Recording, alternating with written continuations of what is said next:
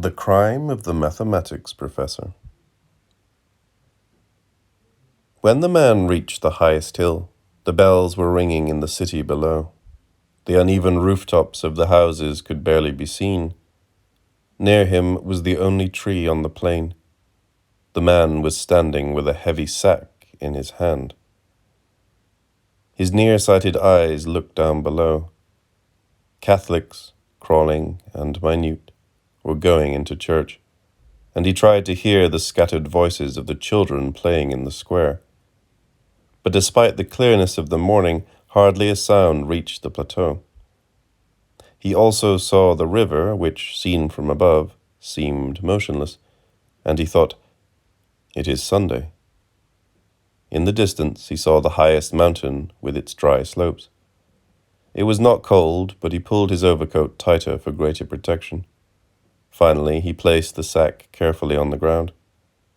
He took off his spectacles, perhaps in order to breathe more easily, because he found that clutching his spectacles in his hand, he could breathe more deeply.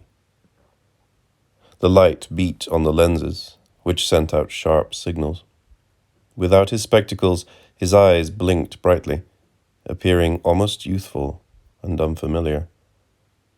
He replaced his spectacles and became once more a middle-aged man and grabbed hold of the sack again. It was as heavy as if it were made of stone, he thought. He strained his sight in order to see the current of the river and tilted his head, trying to hear some sound. The river seemed motionless, and only the harshest sound of a voice momentarily reached that height. Yes. He felt fine up here. The cool air was inhospitable for one who had lived in a warm city. The only tree on the plain swayed its branches. He watched it. He was gaining time, until he felt that there was no need to wait any longer. And meantime, he kept watch. His spectacles certainly bothered him because he removed them again, sighed deeply, and put them in his pocket. He opened his sack and peered inside. Then he put his scrawny hand inside and slowly drew out the dead dog. His whole being was concentrated on that vital hand, and he kept his eyes tightly shut as he pulled. When he opened them, the air was clearer still, and the happy bells rang out again, summoning the faithful to the solace of punishment. The unknown dog lay exposed. He now set to work methodically. He grabbed the rigid black dog and laid it on a shallow piece of ground. But, as if he had already achieved a great deal, he put on his spectacles, sat down beside the dog's carcass, and began to contemplate the landscape. He saw quite clearly, and with a certain sense of futility, the deserted plain, but he accurately observed that, when seated, he could no longer see the minute city below. He sighed again. Rummaging in his sack, he drew out a spade and started thinking about the spot he would choose, perhaps below the tree. He surprised himself, reflecting that he would bury this dog beneath the tree. But if it were the real dog, he would bury it, in fact, where he himself would like to be buried were he dead, in the very center of the plateau, facing the sun with empty eyes. Then, since the unknown dog was, in fact, a substitute for the other one, he decided that the former, for the greater perfection of the act, should receive exactly the same treatment as the latter would have received. There was no confusion in the man's mind. He understood himself with cold deliberation and without any loose threads. Soon, in an excess of scruples, he was absorbed in trying to determine accurately the center of the plateau. It was not easy because the only tree rose on one side, and by accepting it as a false center, it divided the plain asymmetrically. Confronted with this difficulty, the man admitted, "It was unnecessary to bury in the center. I should also bury the other, let us say right here, where I am standing at this very moment." It was a question of bestowing on the event the inevitability of chance, the mark of an external and evident occurrence, on the same plane as the children in the square and the Catholics entering church. It was a question of making the fact as visible as possible on the surface of the world beneath the sky. It was a question of exposing oneself and of exposing a fact, and of not permitting that fact, the intimate and unpunished form of a thought. The idea of burying the dog where he was standing at that very moment caused the man to draw back with an agility which his small and singularly heavy body did not permit, because it seemed to him that under his feet the outline of the dog's grave had been drawn. Then he started to dig rhythmically with his spade at that very spot.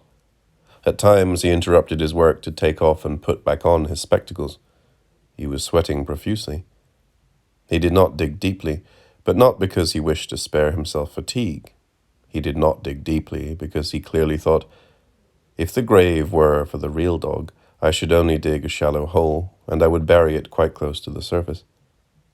He felt that the dog on the surface of the earth would lose its sensibility. Finally, he put his spade aside, gently lifted the unknown dog, and placed it in the grave. What a strange face that dog had. When, with a shock, he had discovered the dead dog on a street corner, the idea of burying it had made his heart so heavy and surprised that he had not even had eyes for that hard snout and congealed saliva. It was a strange, objective dog. The dog was a little bigger than the hole he had excavated, and after being covered with earth, it would be a barely perceptible mound of earth on the plain. This was exactly as he wanted it. He covered the dog with earth and flattened the ground with his hands, feeling its form in his palms with care and pleasure, as if he was smoothing it again and again. The dog was now merely a part of the land's appearance. Then the man got up, shook the earth from his hands, and did not look back even once at the grave. He reflected with a certain satisfaction, I think I have done everything. He gave a deep sigh and an innocent smile of release. Yes, he had done everything. His crime had been punished, and he was free. And now he could think freely about the real dog, something he had avoided so far. The real dog which at that very moment must be wandering bewildered through the streets of the other county, sniffing out that city where he no longer had a master. He then began to think with difficulty about the real dog as if he were trying to think with difficulty about his real life.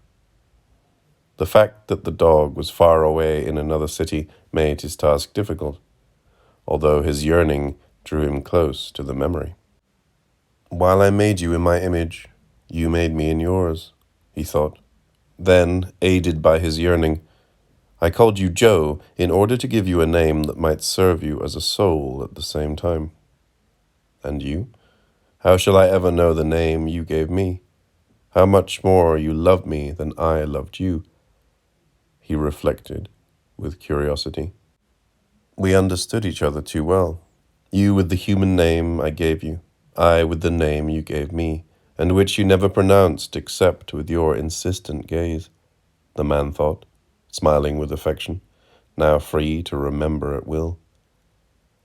I recall when you were little, he thought in amusement, so small, cute and frail, wagging your tail, watching me, and my discovering in you a new form of possessing my soul. But from that moment, you were already becoming each day a dog whom one could abandon. In the meantime, our pranks became dangerous with so much understanding, the man recalled with satisfaction. You finished up biting me and snarling. I ended up throwing a book at you and laughing. But who knows what that reluctant smile of mine already meant? Each day you became a dog whom one could abandon. And how you sniffed the streets, the man thought, laughing a little. Indeed, you did not pass a single stone without sniffing. That was the childish side to your nature. Or was that your true destiny in being a dog? And the rest merely a joke in being mine? for you were tenacious, and, calmly wagging your tail, you seemed to refuse in silence the name I had given you. Ah, yes, you were tenacious. I did not want you to eat meat, so that you would not become ferocious. But one day you jumped up on the table and, among the happy shouts of the children, you grabbed the meat, and with a ferocity that does not come from eating, you watched me, silent and tenacious, with the meat in your mouth. Because, although mine, you never conceded me even a little of your past or your nature. And, troubled, I began to realize that you do not ask of me that I should yield anything of mine in order to love you. And this began to annoy me. It was on this point of the resistant reality of our two natures that you hoped we might understand each other. My ferocity and yours must not exchange themselves for sweetness. It was this which you were teaching me little by little, and it was this, too, which was becoming unbearable. In asking nothing of me, you were asking too much. Of yourself, you demanded that you should be a dog. Of me, you demanded that I should be a man. And I pretended as much as I could. At times, crouched on your paws before me, how you watched me. I would then look at the ceiling, I would cough, look away, examine my fingernails, but nothing moved you, and you went on watching me. Whom were you going to tell?